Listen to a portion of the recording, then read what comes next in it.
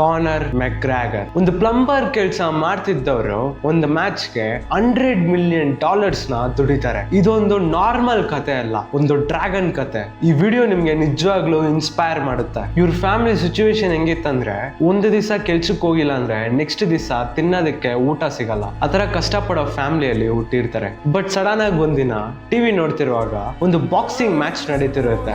ಆ ವಿಡಿಯೋ ನೋಡಿ ಇನ್ಸ್ಪೈರ್ ಆಗಿ ಬಾಕ್ಸಿಂಗ್ ಕ್ಲಾಸ್ಗೆ ಹೋಗ್ತಾರೆ. ಅವಾಗ ಬಾಕ್ಸಿಂಗ್ ಕ್ಲಾಸ್ ಅಲ್ಲಿ ಇರೋರು ನೋಡೋದಕ್ಕೆ ಸಣ್ಣಗಿದ್ಯಾ, ನೀನೆಲ್ಲ ಬಾಕ್ಸಿಂಗ್ ಕ್ಲಾಸ್ ಬರ್ಬೇಕಾ ಅಂತ ರೇಗಿಸ್ತಾರೆ. ಆ ಮೂಮೆಂಟ್ ಅಲ್ಲಿ ಇವ್ರ ವೆಪನ್ ನ ರೆಡಿ ಮಾಡ್ತಾರೆ. ಈ ಲೆಫ್ಟ್ ಹ್ಯಾಂಡ್ ಮುಂದೆ ಎಷ್ಟು ದೊಡ್ಡ ಫೈಟರ್ ಆಗಿದ್ರೇನು ಅವ್ರನ್ನ ನೋಡಿ ಭಯ ಪಡ್ತಾರೆ. ಅಷ್ಟು ಪವರ್ಫುಲ್ ಆಗಿರ್ತದೆ ಲೆಫ್ಟ್ ಹ್ಯಾಂಡ್. ಆ ಒಂದು ಟೈಮ್ ಅಲ್ಲಿ MMA ಕೆರಿಯರ್ ನ ಸ್ಟಾರ್ಟ್ ಮಾಡ್ತಾರೆ. ಮನೆಯಲ್ಲಿ ದುಡ್ಡು ಪ್ರಾಬ್ಲಮ್. ಆ ಒಂದು ಕಾರಣಕ್ಕೆ ಒಂದು ಪ್ಲಂಬರ್ ಕೆಲಸ ಮಾಡಕ್ ಹೋಗ್ತಾರೆ. ಬೆಳಿಗ್ಗೆ ಕೆಲಸ ಮಾಡೋದು, ನೈಟ್ ಹೊತ್ತು MMA ಟ್ರೈನಿಂಗ್. ಕೆಲ್ಸದಿಂದ ಬರುವಾಗ ತುಂಬಾ ಟಯರ್ಡ್ ಆಗಿ ಬರ್ತಾರೆ. ಬಟ್ ಅವ್ರ ಮನ್ಸಲ್ಲಿ ಏನಾದ್ರು ಮಾಡಿ ಚಾಂಪಿಯನ್ ಆಗ್ಬೇಕು ಅಂತ ಒಂದು ಆಟ ಇತ್ತು. ಆ ಒಂದು ಟೈಮ್ ಅಲ್ಲಿ ಒಂದು ಸ್ಪೆಷಲ್ ಪರ್ಸನ್ ಎಂಟ್ರಿ ಕೊಡ್ತಾರೆ, ದಿ ಡ್ಯಾಬ್ಲಿನ್. ಇವರಿಬ್ರು ಇಷ್ಟಪಟ್ಟು ಲವ್ ಮಾಡೋದಕ್ಕೆ ಸ್ಟಾರ್ಟ್ ಮಾಡ್ತಾರೆ. ಆ ಒಂದು ಮೂಮೆಂಟ್ ಅಲ್ಲಿ ಅವ್ರ ಗರ್ಲ್ ಫ್ರೆಂಡ್ ಹೇಳ್ತಾರೆ, ನೀನ್ MMA ಅಲ್ಲಿ ಚಾಂಪಿಯನ್ ಆಗ್ಬೇಕಂದ್ರೆ ನೀನ್ ಅದ್ರ ಮೇಲೆ ಫೋಕಸ್ ಮಾಡ್ಬೇಕು. ನೀನ್ ಅದನ್ನ ಬಿಟ್ಬಿಟ್ಟು ಪ್ಲಂಬರ್ ಕೆಲಸ ಮಾಡಿದ್ರೆ ಫೋಕಸ್ ಮಾಡೋದಕ್ಕೆ ಕಷ್ಟ ಆಗುತ್ತೆ ಅಂತ ಹೇಳ್ತಾರೆ. ಕಾನರ್ ರಿಯಲೈಸ್ ಆಗ್ತಾರೆ, ಅಮ್ಮ ನಾನು ಕೆಲಸ ಬಿಟ್ಬಿಡ್ತೀನಿ, ನಂಗೆ 1 ವರ್ಷ ಟೈಮ್ ಕೊಡಿ. 1 ವರ್ಷದಲ್ಲಿ ದುಡಿಯೋ ಅಮೌಂಟ್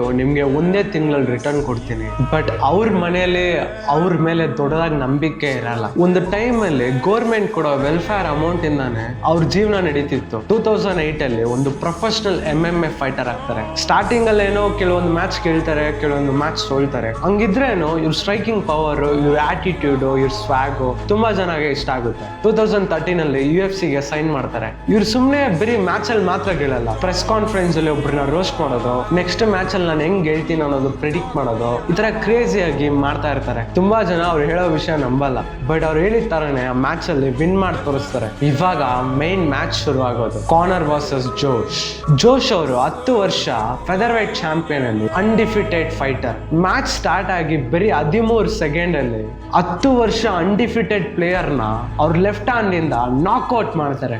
UFC ಹಿಸ್ಟ್ರಿಯಲ್ಲೇ 30 ಸೆಕೆಂಡ್ ಅಲ್ಲಿ ಒಂದು ಚಾಂಪಿಯನ್ ನ ಡಿಫೀಟ್ ಮಾಡಿದ್ದೇ ಇಲ್ಲ. ಅವತ್ತು ಹಿಸ್ಟ್ರಿನ ಕ್ರಿಯೇಟ್ ಮಾಡ್ತಾರೆ. First fighter featherweight lightweight champion ಆಗ್ತಾರೆ. ಹಿಸ್ಟ್ರಿಯಲ್ಲೇ 2 ಬೆಲ್ಟ್ ನ ಹೋಲ್ಡ್ ಮಾಡಿದ್ದೇ ಇಲ್ಲ. ಆ ಒಂದು ಅಚೀವ್ಮೆಂಟ್ ಇಂದ ಈ ಪ್ರಪಂಚನೇ ಅವ್ರನ್ನ ತಿರುಗಿ ನೋಡುತ್ತೆ. ಬ್ಯಾಕ್ ಟು ಬ್ಯಾಕ್ ವಿನ್ ಮಾಡ್ತಾರೆ, ಕೆಲವೊಂದು ಮ್ಯಾಚ್ ಸೋಲ್ತಾರೆ. ಅವ್ರ ಆ ಮ್ಯಾಚಸ್ ಅಲ್ಲಿ ಸೋತೋಗಿದ್ರೆ ಆ ಮ್ಯಾಚ್ ಇಂದ ಅವ್ರು ದುಡ್ದಿರೋ ಅಮೌಂಟ್ $130 million.